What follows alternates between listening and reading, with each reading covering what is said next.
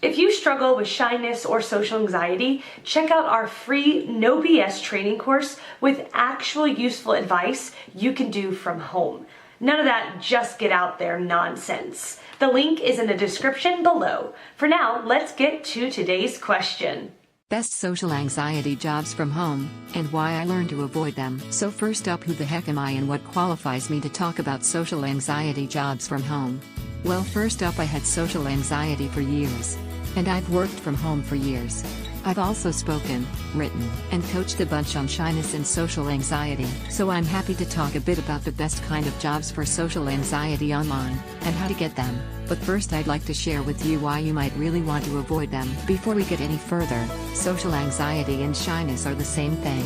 I know people disagree, but whatever made-up definitions you want to give it, it boils down to a learned disorder which hampers your social skills.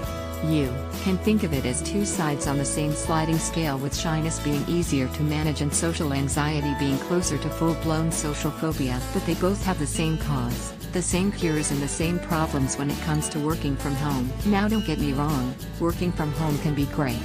And when dealing with social anxiety, I completely understand the urge to hide away. The problem is it just cements the problem. I could, and defiantly used to, work 7 days a week, 15+ hours a day. I could justify my business as a reason to not have to go out and face the world. I could bury myself in my work for days on end.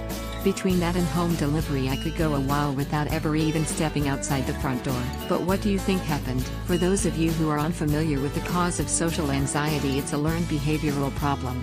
It can kick in at any stage of life, and it found me in my late teens and stuck around during my 20s. The only real way to deal with a learned behavioral problem is to relearn the behavior. To retrain the lower levels of your brain which freak out at some kind of perceived risk which doesn't actually exist. Hiding away in your house does not lend itself well to that. Trust me. About 10 years ago, I was where you are now, looking for a way to work from home so I didn't have to go out and deal with it. It isn't worth it. It makes things so much worse. As much of a struggle as a workplace can be, I guarantee this is worse. When I was reaching the end of my 20s, I found this and never looked back. It made my life so much better. So much easier. And it didn't limit my work choices either. So some harsh truths. While most other sites are going to tell you how exciting and profitable it can be, yada yada, I've been there. Done that. Got the t-shirt, and it took me years to save up for it. Working from home is competitive. Most people fail at it, and, especially to start, you make a lot less money than you would with a normal job. And have I mentioned how it's going to screw you on the social anxiety front? There are advantages to it when done for the right reasons. But if you're reading this, I can speak from massive amounts of experience and say social anxiety is not one of them. Still sure?